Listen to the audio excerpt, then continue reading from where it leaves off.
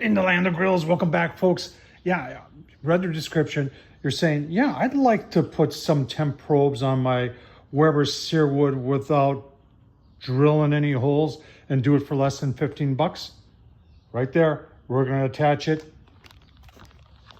right there. No holes required, no drilling, just one extra nut that you got to go purchase, and less than 15 bucks. I'm going to show you how.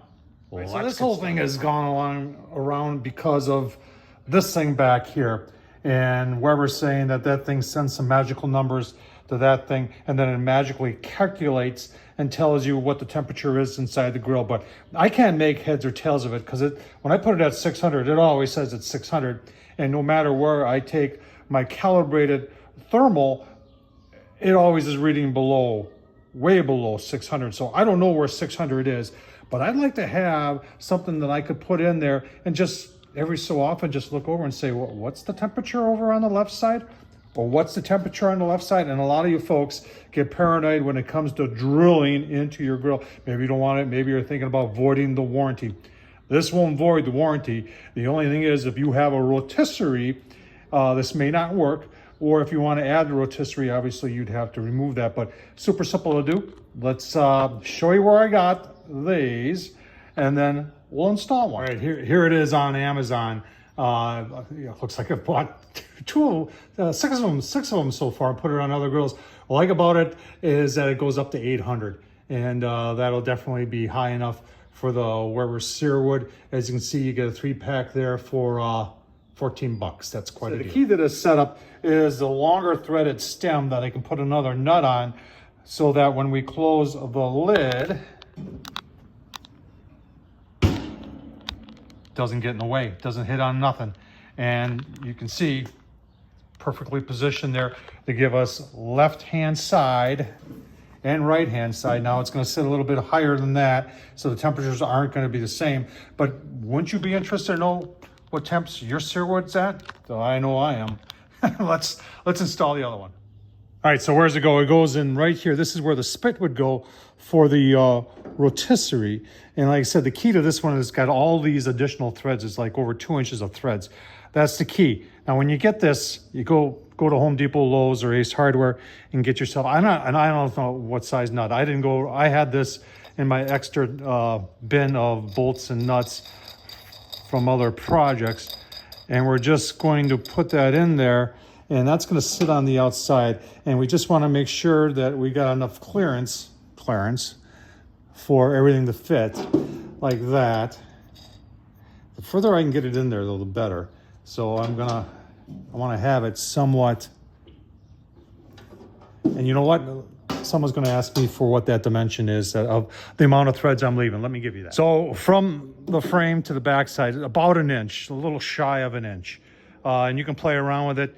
And like I said, it's kind of like trial and error. But once you get it, then you just tighten up on your thumb screw there, and you're good to go. Right, then once you get set, you just put your washer back on. That came with the thermometer along with the thumb screw, and then just tighten it up. And then you just want to make sure that you can read your numbers and have that kind of positioned in the proper direction, or however you want it. And then just check for fit. And on this one, it looks like, I mean, I can leave it like that. That's just fine.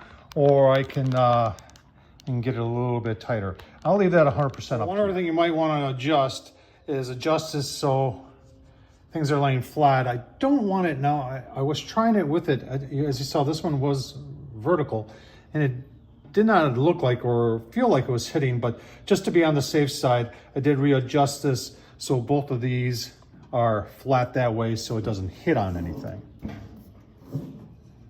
All right, so how does it affect the top shelf? Let's find out. All right, so this method works really, really good until it comes to the top shelf. Put the top shelf on, and Houston, we have a problem. So if you're okay with the setup, super simple to do without using the top shelf, then by all means, that's what I would do. Now you're saying, well, why don't you just cut off these tabs? Well, we'd have to probably have to cut all the way back to here. Now, wouldn't it just be a little bit easier to drill a hole? And that wouldn't void the warranty, would it? I think that's what we're gonna do. I thought you may want to watch as I void the warranty.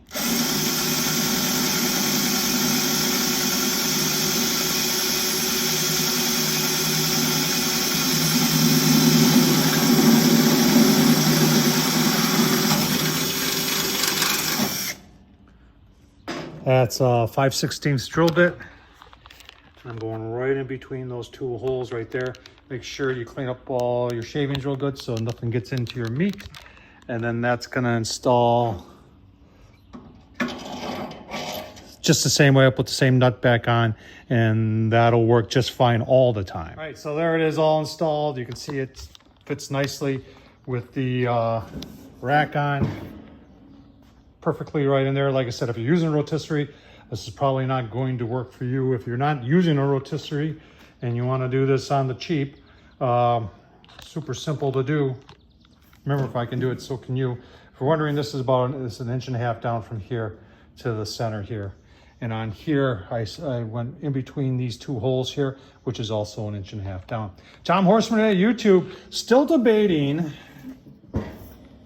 one here. I'm really thinking about getting a Weber one with the Weber bezel that says Weber on it and putting smack dab in the center here, so it almost looks like it belongs. But I tell you what, for a quick start, if you just want to do it without drilling holes and you're not using the upper rack, that'll work.